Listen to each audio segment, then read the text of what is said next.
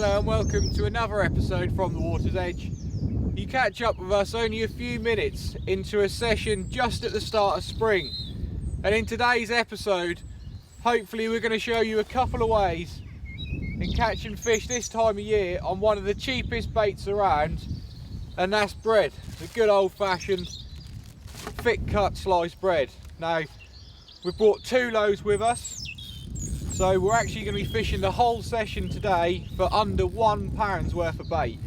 And if anything's to go by with how we've started, hopefully we should be in for a good day.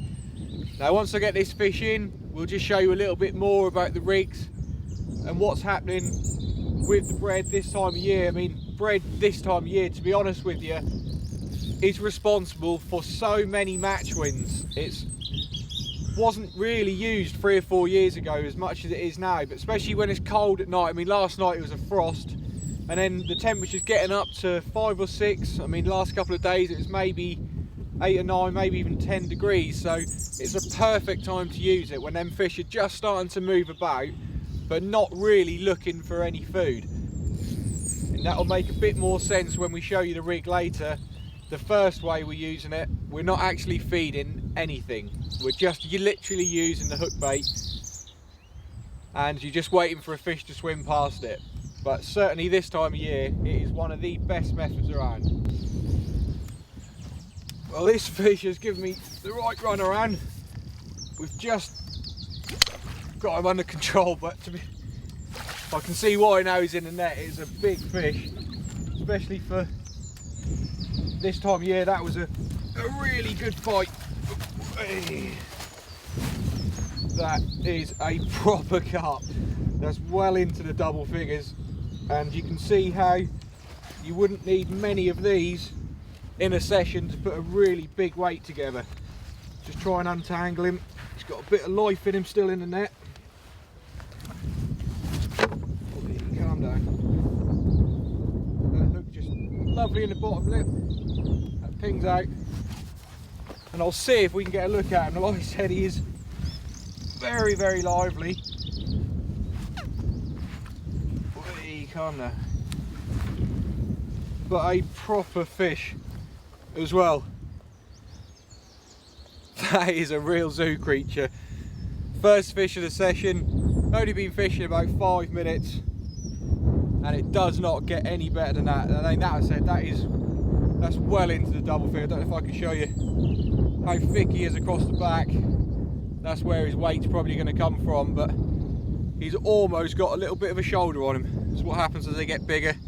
The hump just above the head. And he's in absolute pristine condition and the perfect start to the session. What a cracking fish. Just going to put him back, and then we'll talk to you a bit more about the rigs and how we're fishing this time of year.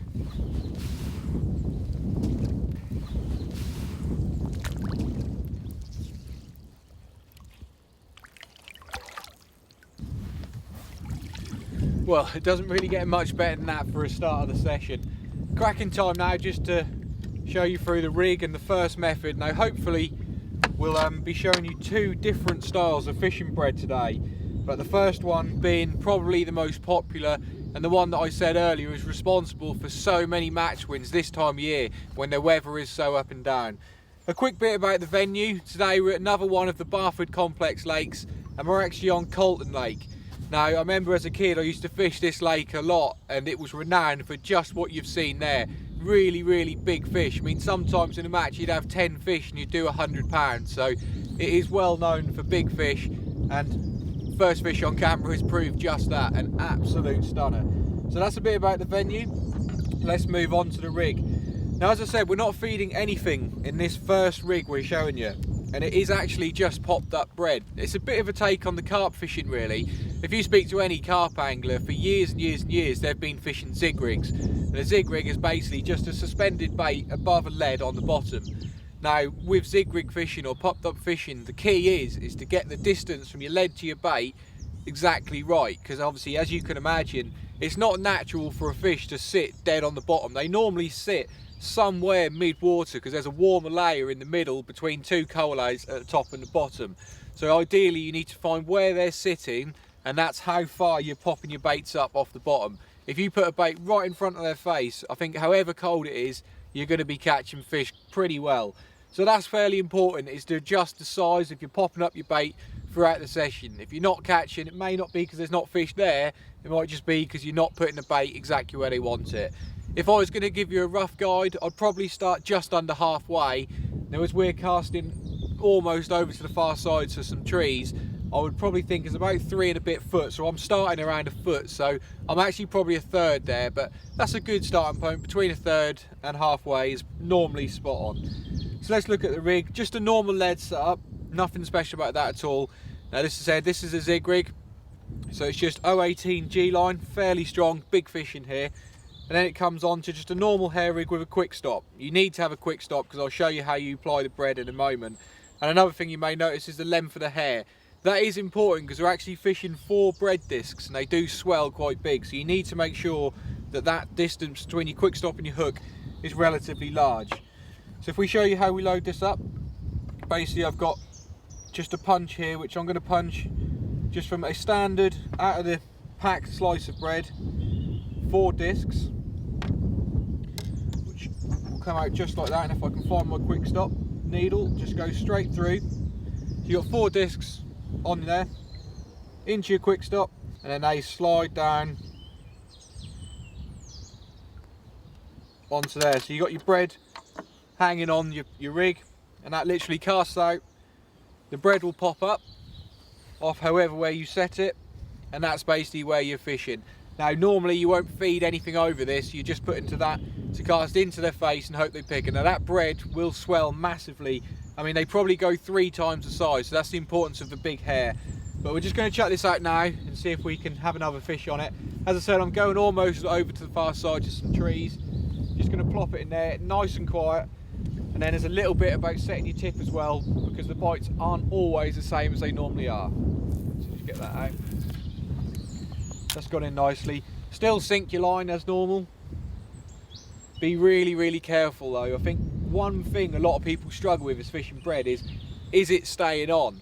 Now that's a good question, because obviously you can never guarantee it, and every time you wind in there will be no bait on there, so don't worry about that if you wind in there's no bait, because that's going to happen every single time. As it gets wet, the bread swells, it just falls straight off your quick stop. So that's what I said, that's in there now, and we're just putting a slight bend in the tip. That's because a lot of these bites you'll find, you'll get the odd one that will go around like a normal bite, but a lot of them will just drop back or just nod, and it's just the fish picking it up, shaking his head and really not knowing what it's doing. It's not natural for the fish to be hooked in that way. They're so used to being hooked from on the bottom or really high in the water from a float, but with a lead there at a focal point, the bites can be a bit funny. So just keep your eye on the tip and be really vigilant with your fishing. That's in there nicely now. We'll see how this cast go, and then we'll talk to you a little bit more about some more advice on how to get the best out of this rig.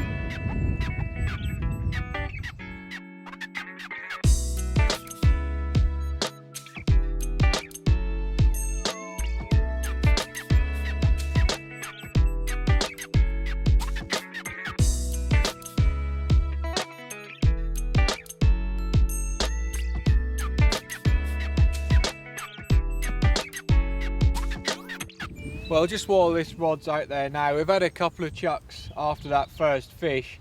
Nothing as yet, but I'm not too despondent. Obviously that's a good fish early on, so it's a little bite there, so it's always a good sign. But I think what I'm going to do is I'm going to have a couple more chucks at this depth. If not, I think it's going to be time to start changing from higher or lower in the water, start mixing up a little bit, because you have got to work hard while fishing this. You need to make sure that you put the bait where the fish want to be.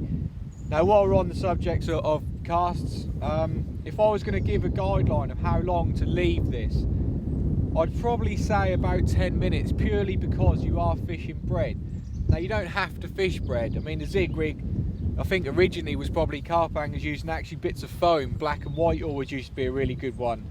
But people use boilies, I mean marshmallows people even use. There's all sorts of things you can use, anything that pops up really. But the difference with bread is the fact that it just goes so soft, and any movement around it, the fish is hooked. It can't do nothing about it. There's no going up to it and nosing it and see what happens. If it sucks anything, it's going to either hook in its mouth. It just evaporates into nothing. So I think that's why bread tends to outfish the others. I mean, I've fished many things against each other, boilies against bread, and every time bread comes out on top, and I think that's probably the reason. So you do have to compensate a little bit with that. Obviously, like I said, you have to cast slightly more regularly. And maybe the only other time I wouldn't use bread is if there's loads and loads of little fish in there. You can imagine that swells up, a couple little pecks from a little fish, and you're not going to be long before you've got no bait on there. Try and stay a little bit confident that bait is on there. I know it's not the most convincing thing to stay on, but it does stay on better than people think, so have a little bit of confidence. But while we're on that subject, I did have a little bit of a bite there, so if you do get anything like that, you are best to reel it in after a minute or so, because it does knock off once it's wet. So I'm going to do that now, and we'll get another cast out.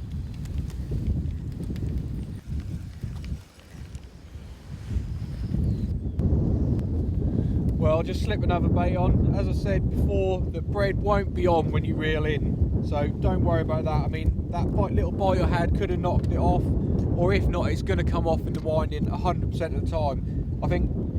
I don't think I've ever had the bread on when I've wound in, because it's just taken on all the water. It's so soft. When you reel in, it's just going to come off. So have the confidence it's still on in the cast. When it comes in with no bait on, you know the reason why. Slip this on now. Ready for another chuck. I mean, it looks like it's probably going to be quite a nice day. The clouds have started to break up a little bit as that sun rises, so hopefully there's a few more fish we'll be able to show you on camera. But like I said, I think we're going to have to work the depth, especially as that temperature changes. Where them fish decide to sit in that water is going to be changing all the while, so we're going to have to work at it. But I'm going to give this one about 10 minutes.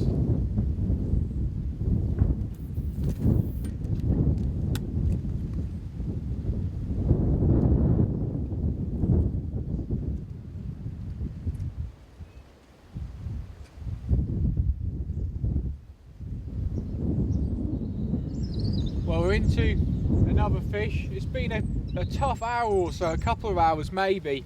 We've been trying to switch around depths and see if we can find another fish. We've cast about the peg as well. I mean, that's the thing with this method. You can't be complacent and just think where you're going to cast the first time is where the fish is going to be. You have to either move your swim about, or your depths go up and down. I mean, we've probably varied from 2.5 foot to 5 or 6 inches, and we've tried all sorts really. Reverted back to the original rig I started on, and after a couple of chucks it's gone round again. So I mean, I think that really does emphasise just how much you have to change things about. It's not always going to happen straight away. I mean, normally you find once you find them, you sometimes get a little run. I mean, it's not always the case, but this is a sort of method where once you do get it right, it can be really rewarding with some real quick fish. So it's not surprising. I mean, I've sat next to people before in matches who've gone 3 or 4 hours with nothing, and in the last hour has put like 80 pounds together just because they've found the depth or they've found a little pocket of fish. And that is really what it's about. It's not the easiest. I mean, it's probably one of the most simple. You're just casting 4 bread discs in the water, but although it's simple rig wise, actually how you get it fishing is not the most simple. It is something you have to work on. Well, just like the first one, this one doesn't want to give up. Another real credit to this fishery. In all of the lakes here at Barford, the fish just never give up. Really good fighting. There's probably another indication that spring is round the corner. It's 1 or 2 degrees warmer. They get that little bit of energy, and it makes all the difference. But he's ours. Another nice fish. Had to work a little bit for him, which is always nice when it pays off. Right in the bottom lip. Just hold him up for you. He's got a bit of life. There he is. Another cracking fish. Sun's just come through a little bit, burnt off a bit of the morning cloud that was there, and we're rewarded with another fish. Cracking little start. Let's see if we can get another bait out there, not keep him out too long. Just let him go gently.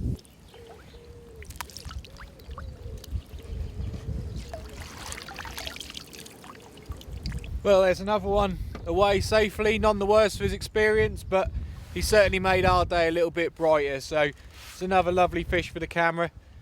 Just gonna slip another 3 or 4 bread discs on. And while I am just on the subject of releasing that fish, when you are playing fish on this rig, just take an extra little bit of caution, because as you can imagine, normally that lead isn't going to be that far away, and what it does, it creates a pivot point that swings and bounces all over the place, which is obviously impairing the quality of your hook point. So just be careful, try not to make too many sharp sudden movements, keep it all smooth, and that lead bounces backwards and forwards, the more chance you got of landing the fish. So just take that extra little bit of care when fishing this method especially. Just going to punch a few more discs out.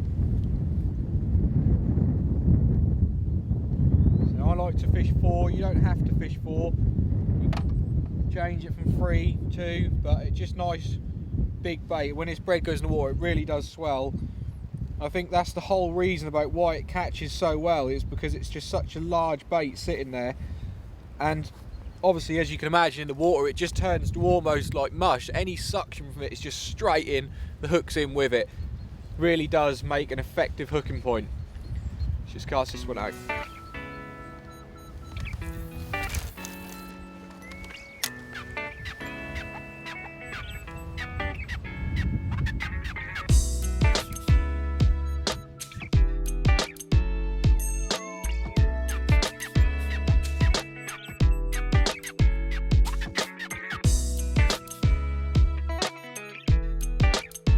Another fish falls to the bread.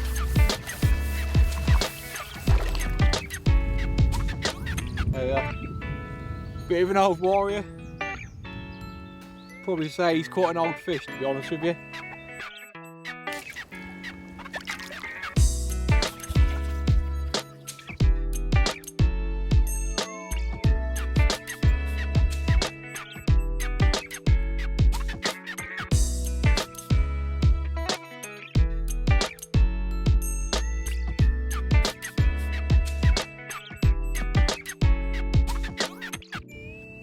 Well, we found another fish.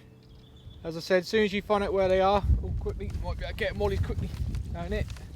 Oh no, he's tangled. I thought he was going to be able to quickly mug him there before he realised. But yeah, they were basically, as soon as we found out where the fish are, we've had 3 in quick succession, and that's what it is. The earlier you find out where they are, the quicker you're going to catch. Unfortunately, this is probably going to be the last fish. I gave Chris one job this morning, and he's actually forgot to do it and forgot to charge the camera, so we're going to have to cut this one short. We were going to show you another method with bread, and actually bread on the method feeder, but that's now going to have to be a video for another day. So just quickly get this one. Hopefully we can get this in before the battery ends.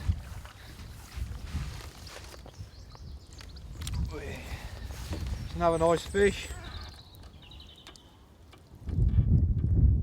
Just in the side. But that hook was not coming out.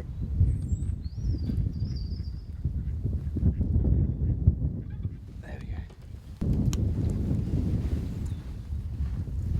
There we are.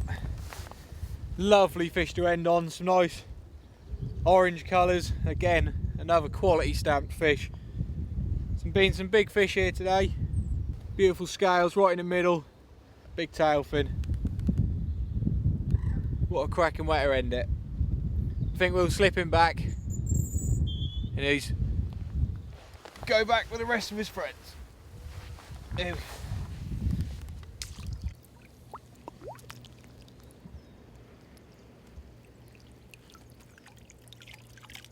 And away he goes, another one safely returned. As I said, unfortunately that is all we've got time for, but I hope it's been enjoyable for you as it has for me fishing it, and I hope it's given you a little bit of confidence if you've tried or heard about this method. It is in the magazines a lot at the moment, and hopefully I've answered some of your questions if you had any on it today. It really does catch very, very well this time of year. Some of the best match results I definitely had on that. But that's time for me to back up and go. Thanks for watching, and we'll see you again on the next one.